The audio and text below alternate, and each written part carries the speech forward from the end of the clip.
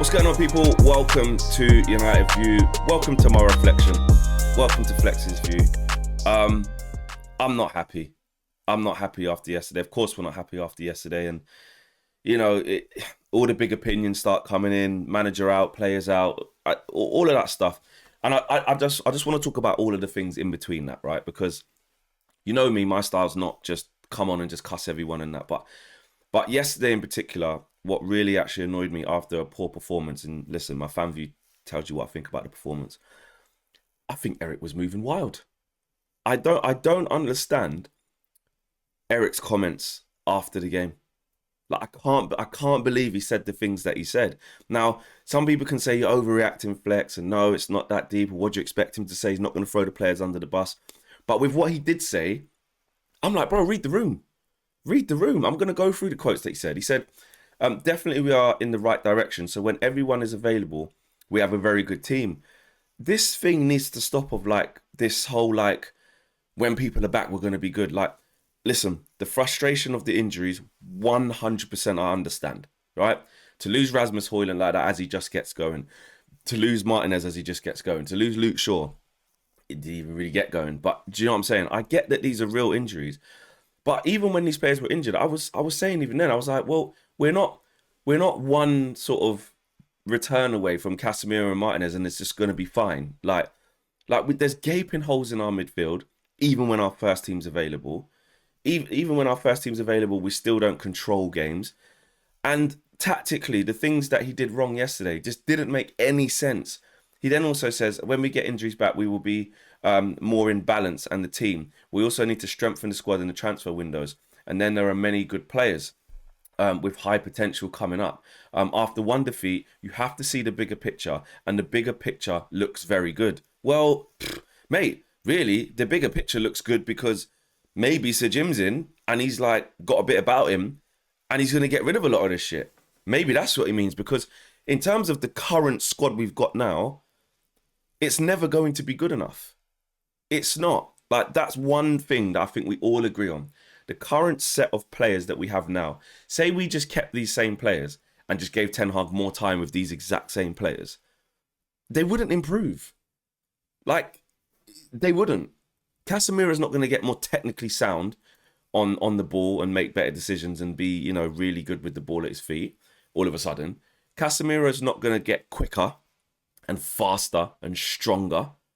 Bruno's not going to change the way he plays, where he becomes this technically sound, smooth midfielder that helps us keep control of games. Rashford's not going to be able to play up front all of a sudden. Anthony's not going to be able to just do a madness from the right-hand side. Like, Lindelof's never going to be able to play left back. Varane's just going to keep getting older and probably more unreliable, and he's my favourite. Maguire's not going to get better, even though he was okay yesterday. You know, like, nothing will change. Eriksen's not going to be able to come on and impact games and run the show and run the midfield. He's done now. Like, nothing's going to change. So to say that, like, the bigger picture looks good, like, what? Like, unless he means, like I said, all these men are going to get ripped out. But if he keeps playing like that, Eric, he's going to make it easy for Sir Jim to say, I'll tell you what, mate, yeah, we can go in a new direction as well. Now, look, I don't criticise Eric for having to field the team that he did. I criticise Eric yesterday for, one, like I said, what I'm saying now, not reading the room. But two, like, there was an opportunity to keep two constants in a really inconsistent team because of injuries. And that was Rashford and Garnacho. When the team's not playing well and you know we're struggling, right, for injuries, and we're struggling for any form of consistency in any area of the pitch, the only thing that's been consistent really has been the midfield, which still hasn't been good, let's be honest. You keep Garnacho on the right and you keep Rashford on the left, because that's the only type of balance that we have. And if you do start how we started yesterday, once you can see that ain't working, revert back to it. Say, look, Rashford's doing jack shit up front.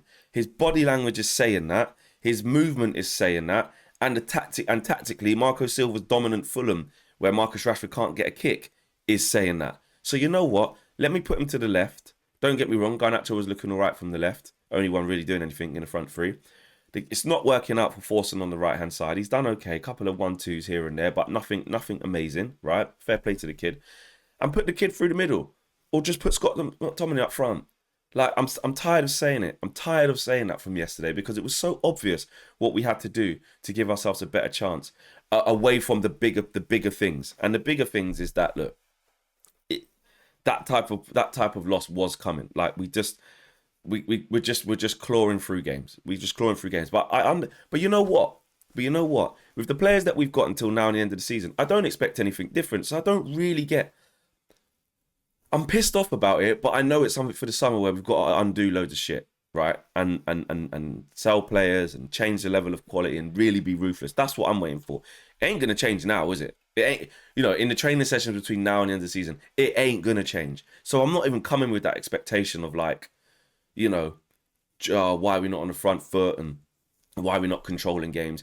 With this team, with these players, we ain't controlling shit. We don't have the technical players to do it. Ten Hag's a big reason of that because he bought some of these players and, contributed to some of the bad decisions. But for one reason or another, cool, I understand that. But one thing you can do is slightly adapt us to compensate for the lack of technical ability or the lack of physicality or the lack of intensity that we have in our game. Don't go man for man with players who can't do it.